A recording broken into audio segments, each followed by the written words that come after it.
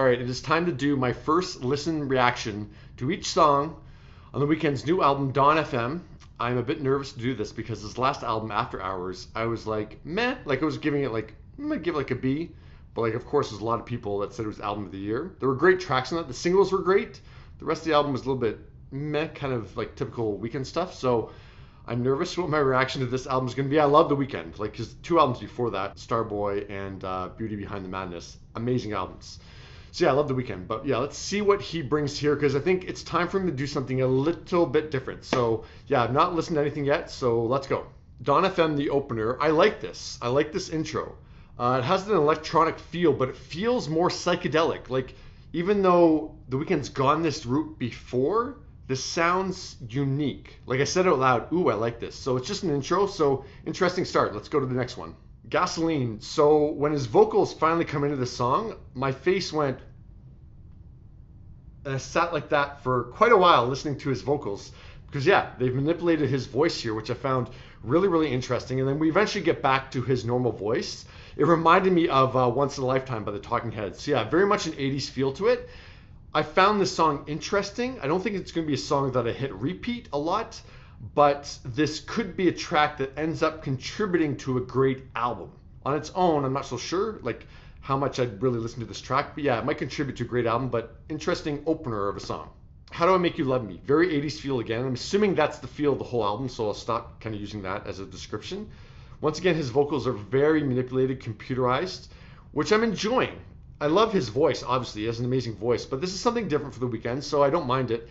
There were points that I was really struggling to hear what he was singing. I couldn't really make out the lyrics.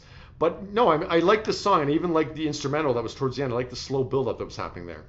Take My Breath, catchiest song so far. I'm not sure what the singles have been on this album, but yeah, this is definitely a catchy track. It reminds me of Edge of 17 by Stevie Nicks. And I like the long instrumental that opened the track, and then there's another instrumental, long instrumental towards the end of the song. I'm digging that. I usually don't like that in pop music, but I was digging it here. I'm not over the moon about any of the 4 tracks so far, but they're all solid.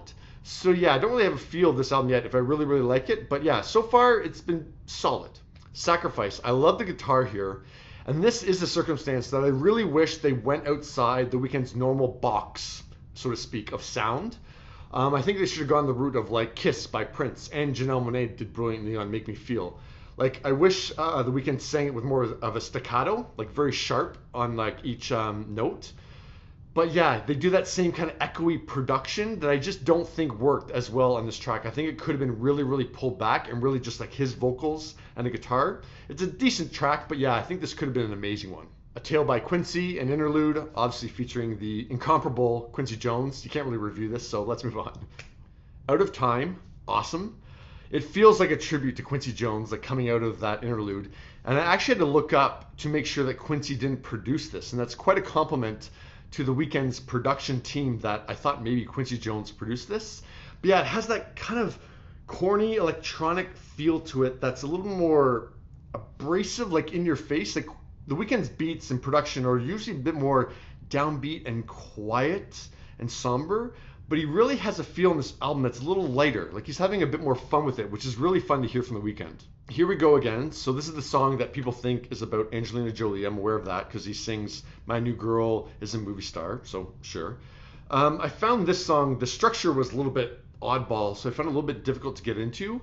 I actually wondered if it was an interlude when I was listening to it, so I looked up the length while I was listening to it. No, it's a full-fledged song, like a verse by Tyler, the Creator, comes in there.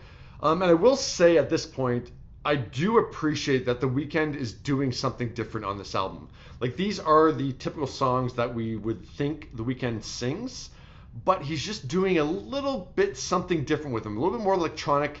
The sound is a little bit louder, a little bit more campy instead of a somber beat, like I said with Out of Time. So I appreciate that he's really doing something different with this album. Best Friends, this is a jam. And like I said before, like this is a song that, yeah, I would expect The Weeknd to sing, but the production around him is just a little bit more bombastic this time around. It's a little bit more aggressive instead of that somber, darker tone. So yeah, so far, I mean, yeah, we're just into the second half of this album, and this is an album that you literally just hit play on and listen to everything. There hasn't been a skippable track so far. Is There Someone Else? So I was grooving to this track, and this feels like the closest to the sounds that we heard on previous The Weeknd albums. And I might think, oh, we've heard this before, but because we haven't had a track like this on Dawn FM, I quite enjoyed this. Once again, yeah, nothing is like hitting it out of the park for me, but everything is like a B plus level, so it's making it a very consistent listen. Next is Starry Eyes. So it's one of those ethereal, spacious The Weeknd songs. There's no percussion. It's just that cerebral and like The Weeknd singing over it. I know that sounds exactly like the song. I know. So yeah, I really didn't get into it, but it's only 2.5 minutes, so it's almost like an interlude. Yeah, it's fairly inconsequential, so let's just move on. Every Angel is Terrifying. Okay, so it's a spoken word track. Like I said, I don't look up anything about the album before I listen to it, so I'm assuming there's like a video or some kind of supplementary material for this, because listening to it, it's quite a jarring and off-putting experience. Like, it ends up sounding like an 80s infomercial. But yeah, I'm just assuming there's got to be some other reason for this track to be on the album, because yeah, just listening to it, I did not enjoy it at all. Don't Break My Heart comes in at number 13. And what really stood out to me was the 1:02 mark, where the electronic sound is really pulled back and you're really hearing The Weeknd's vocals. Like I said with Sacrifice, that would have been an interesting thing to explore on this song, because once you're at track 13 of an album, fatigue is going to set in most of the time. So you really need songs that really give a jolt and are really different, that, hey, this is why the song needs to be on this album. I don't really see why this song needed to be on this album. If I heard this song on its own in some other context, I'd be like, yeah, that's a solid The Weeknd song. Here, yeah, with track 13, I'm like, okay, I didn't really need to hear that on this album. This really didn't bring anything new to the table. Like, it didn't add anything to The Weeknd's musical catalog. I Heard You're Married, same kind of thing. Track 14, this is a very typical The Weeknd song. Like, this is probably out of all the songs we've heard, this is a song I'm like, yeah, I've heard this before from The Weeknd. So, once again, it's not terrible. Sure, it's a solid, decent song, but I didn't need to hear this from The Weeknd. He's done this kind of song 5, 10 other times. So, yeah, didn't need this track. Less Than Zero. So this starts off super exciting, and at the 8-second mark, we have this acoustic guitar come through, and The Weeknd sing over that, and I thought, ooh, what are we doing here? But then it quickly fades away, and we're back to this electronic computerized sound. So I just wish The Weeknd would just shock us and just do a song where, yeah, just acoustic guitar accompaniment. You could still have that electronic feel to it in the background, but make the emphasis the acoustic guitar.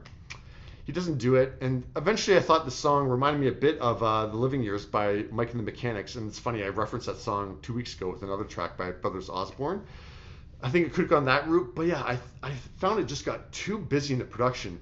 Like, there was too much reverberage on both his vocals and the instrumentals that, yeah, it almost, like, I found it very jarring to listen to. So yeah, it's a disappointing track, because I like the melody here, but yeah, they didn't put it together in a strong way or a unique way. The closer is Phantom Regret by Jim, and that would be Jim Carrey, who has been narrating this journey for us. But yeah, it's another spoken word track, so there's nothing really to say about it. So let's just talk about this album. So this is an album. This isn't a bunch of songs just randomly thrown together. No, The Weeknd really thought this out and created a collection of songs that is an experience for the listener, which I very much appreciate. I love albums. I will say that my opinion started to drop in the second half of this album. Like, I wrote down like the songs, so it's like I would have tossed out I Heard You're Married, Don't Break My Heart. I wanted different production on Less Than Zero. Starry Eyes, Every Angel is Terrifying, and Phantom Regret by Jim don't really work as songs on their own. So I'm gonna give this album a B. And yeah, it's weird because, yeah, sure, you can sit down and listen to this whole thing. It's an enjoyable experience, but at this point, I'm not really sure what songs I'm going to listen to over and over again. I'm sure there are going to be tracks that stand out to me after a few more listens, but on a first listen, nothing was like an A for me. Everything was like, okay, it's okay. Like, I would say there's 8 solid tracks here, which is pretty good for an album. I do think there are going to be people that very much disagree with me and love this album because it is such a listening experience. But yeah, it's a hard balance to strike where you're trying to create a listening experience so everything works together, but then you still need outstanding songs. And I don't think there was anything outstanding on this album. So yeah, it just kind of hits that B level for me, which is good. It's a decent album, but just nothing like out of the park for me amazing. But yeah, what did you think of Dawn FM?